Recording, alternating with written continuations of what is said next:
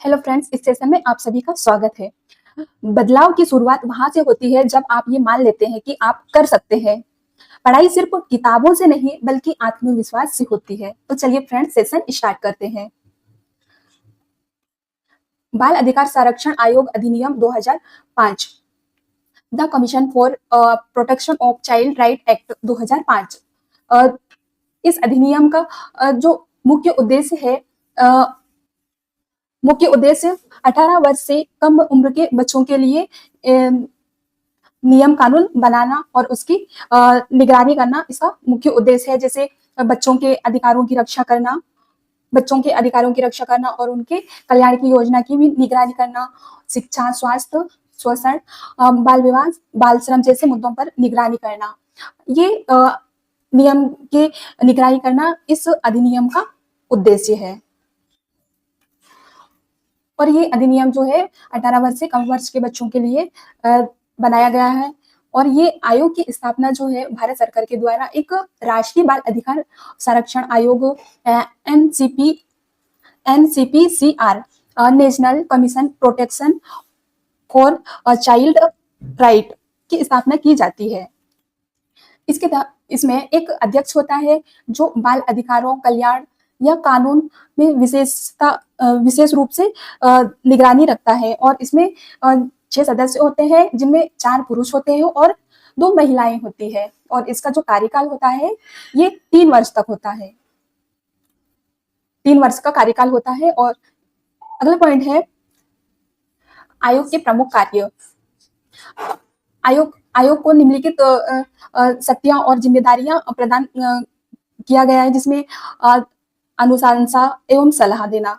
आयोग के द्वारा अनुशंसा और सलाह दिया जाता है, जिसमें बच्चों से संबंधित किसी भी कानून, नीति, योजना पर सरकार को सुझाव देता है।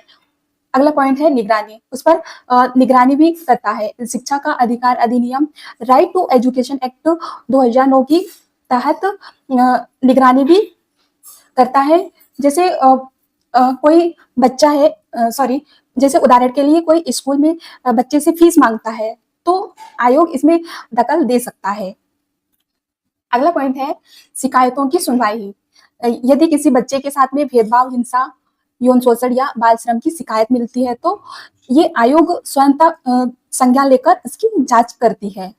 जैसे उदाहरण के लिए एक बच्ची के साथ में स्कूल में यौन उत्पीड़न की खबर टीवी पर चली तो आयोग ने स्वयं संज्ञान लेकर और FIR दर्ज करवाई। अगला पॉइंट है आयोग की शक्तियां।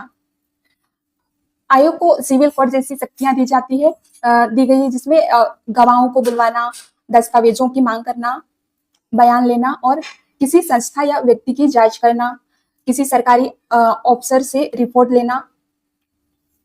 अगर कोई media report, social media post या जनहित याचिका में बच्चों के अधिकारों के हनन की जानकारी मिलती है तो आयोग बिना किसी शिकायत के स्वतंत्र जांच शुरू कर देती है। अगला पॉइंट है आयोग द्वारा दी जाने वाली राहत। आयोग के द्वारा बच्चों को राहत दी जाती है, जिसमें बच्चा प्रताड़ित या शोषित पाया जाता है तो उचित संस्थान को केस सौंप सकता है, जिला प्रशासन से कार्रवाई करवा सकता है और पुनर्वास की भी व्यवस्था करा सकता है और मुआवजे की अनुशंसा कर सकता है। जैसे उदाहरण के लिए इसमें यदि किसी बच्ची को बाल मजदूरी से छुड़ाया गया हो तो उसे पुनर्वास योजना के तहत उसे शिक्षा और भोजन की भी सुविधा इस आयोग के द्वारा किया जाता है। राज्य आयोग, ये हर राज्य और अपने राज्य में एक राज्य बाल अधिकार आयोग बना सकती है, जिसमें संरचना और कार्य केंद्र आयोग जैसी ही होते हैं, जिसमें शिकायतें राज्य स्तर पर निपटाई जाती है।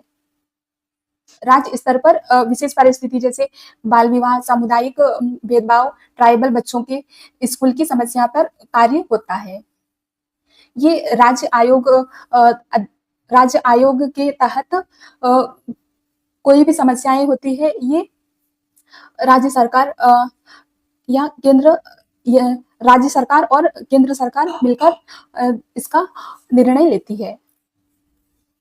जैसे उदाहरण के लिए मध्य प्रदेश राज्य बाल आयोग ने मंडला जिले के एक आश्रम में बच्चों को भोजन नहीं दिया जाने की शिकायत पर दर्ज करवाई गई थी, जिससे संबंधित अफसर निलंबित किए गए थे। अगला पॉइंट है वार्षिक रिपोर्ट और जवाबदेही। इसमें आयोग हर वर्ष अपनी रिपोर्ट केंद्र सरकार और राज्य सरकार को सौंपता है, जिसमें सुझाव, शिकायतें, कार्रवाई और योजनाएं होती है। ये सभी शिकायतें, योजनाओं को केंद्र सरकार और राज्य सरकार को सौंपता है और ये रिपोर्ट संसद, विधानसभा में प्रस्तुत की जाती है। आयोग की सीमाएं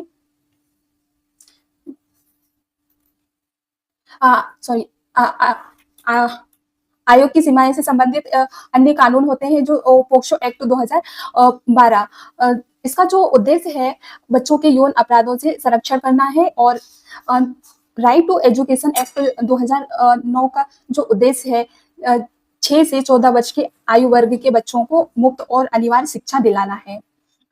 चाइल्ड लेबर एक्ट 1986 में संशोधित करके 14 वर्ष से कम उम्र के बच्चों से काम कराना अपराध माना जाता है, जिसमें और जेवेनियल जस्टिस एक्ट 2015 के तहत इसमें इसका जो उद्देश्य है बाल अपराधियों और अनाथ बच्चों की देखरेख करना इसका मुख्य उद्देश्य है।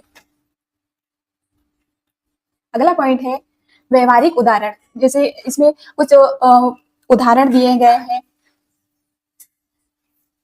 पहला केस ओडिशा में मिला ऐसा देखने को।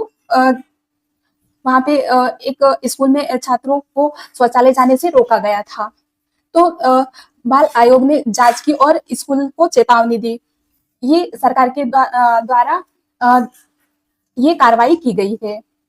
और अगला केस ये मुंबई में मिला, जहाँ पे एक एनजीओ ने 14 बच्चों को होटल में बंधुआ मजदूर से छुड़ाया और आयोग ने और उस पर कार्रवाई की, जिसमें आयोग ने मालिक के खिलाफ मुकदमा दर्ज कराया और बच्चों को पुनर्वास योजना में शामिल किया। और तीसरा केस मध्य प्रदेश में देखने को मिला, जिसमें एक बच्ची के साथ में ऑन कैमरा मारपीट वीडियो वायरल होता दिख रहा था उसमें। इस पर भी कार्रवाई की गई है। राज्य बाल आयोग ने स्वयं संज्ञान लिया इसमें भी, और एफआईआर दर्ज हुई और बच्ची को काउंसलिंग सहायता दी गई है। तो फ्रेंड्स, आज के लिए इतना ही। Thank you, thanks for watching.